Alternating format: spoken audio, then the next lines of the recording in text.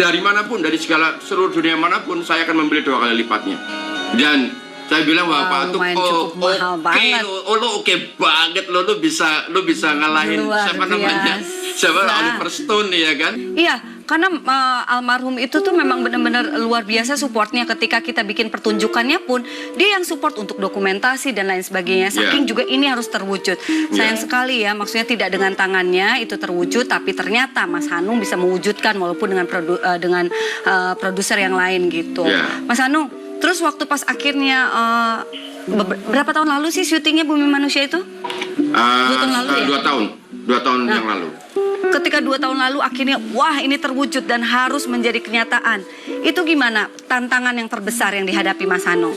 Begini ya, sebetulnya pertama kali yang saya sadari pada saat itu, pada saat ditawari buku Bumi Manusia oleh Pak Navin itu kan, pertanyaan saya pertama kali adalah begini, lu mau apa? Lu mau apa dari buku ini? Dan jawabannya Pak Navin adalah, saya mau novel ini dikemas, dikonsumsi oleh anak-anak milenial. Jadi itu tantangan terberat. Gila, ini gua ketika membuat film Bumi Manusia, yang gua hadapi adalah penonton dari 5 generasi. Dan gimana ya? Dan masing-masing punya ekspektasi yang besar terhadap film ini gitu. Ya kan, 1 juta penonton banyak Mas.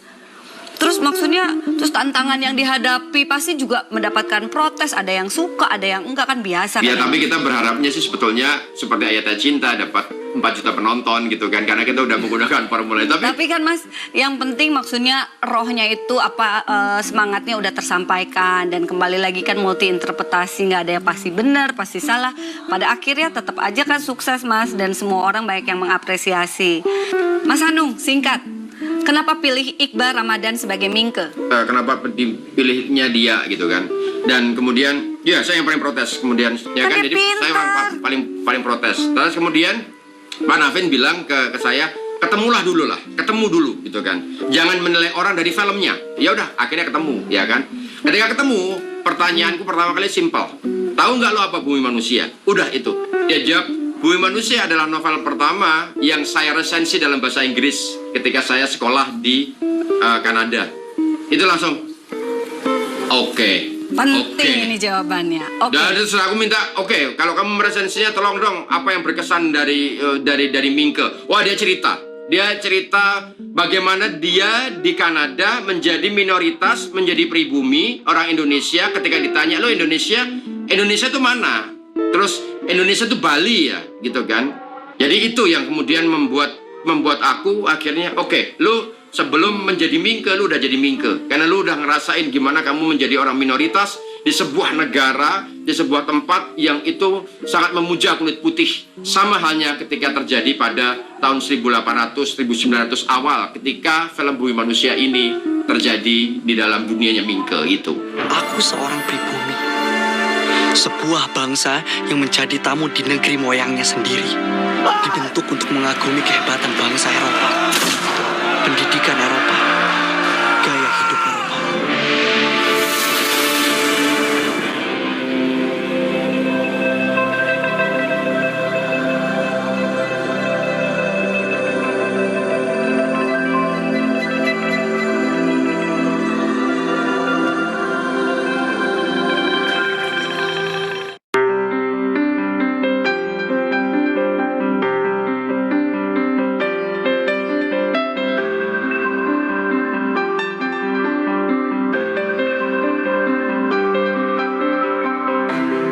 Mas Hanung, ini seru banget, cuman please satu lagi pertanyaan boleh ya? Aku berikan ya. Oke, ya. Apakah menurut pendapat Mas Hanung, karya Pramudia Anantatur hingga detik ini mampu memberikan tenaga atau juga api untuk para generasi masa kini? Mestinya iya ya. Mestinya iya. Karena saya tidak bisa melihat generasi muda secara keseluruhan, saya hanya bisa melihatnya justru dari anak-anak saya.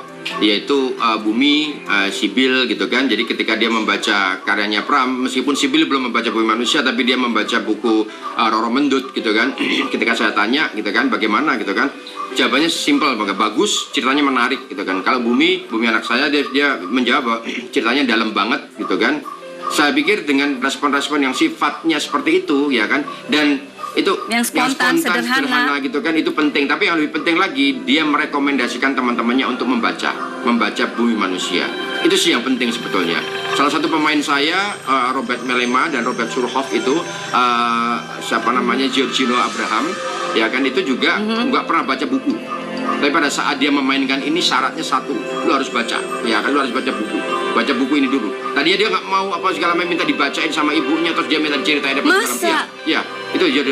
Dan ternyata menginspirasi pada dia saat ya. Dia membaca. Ada perubahan nggak dari perilakunya? Iya, akhirnya kemudian dia baru menyadari betul bahwa ternyata bangsa Indonesia, sejarah Indonesia itu tidak hanya hitam putih, tetapi sangat beragam, sangat kompleks, dan itu tidak melulu berbicara tentang rivalitas antara pribumi dan Belanda, tetapi juga ada rivalitas antara pribumi dengan pribumi, Belanda dengan Belanda, bahkan dengan berbagai macam suku yang lain. Itu sih, itu yang kemudian membuat dia sadar bahwa ternyata sejarah kita, ternyata ada yang salah dalam pendidikan sejarah kita, yang diajarkan oleh guru-guru kita masuk ke dalam generasi muda yang selalu memposisikan penjajah, ya kan, itu adalah salah, dan kita itu adalah orang yang selalu dizolimi oleh siapapun. Jadi ketika ada peristiwa apapun sekarang, selalu kita merasa, yang pribumi merasa dizolimi. Kita merasa kita dizolimi oleh siapa? Oleh itu, oleh asing, asong, whatever lah itu namanya, karena memang selalu mencari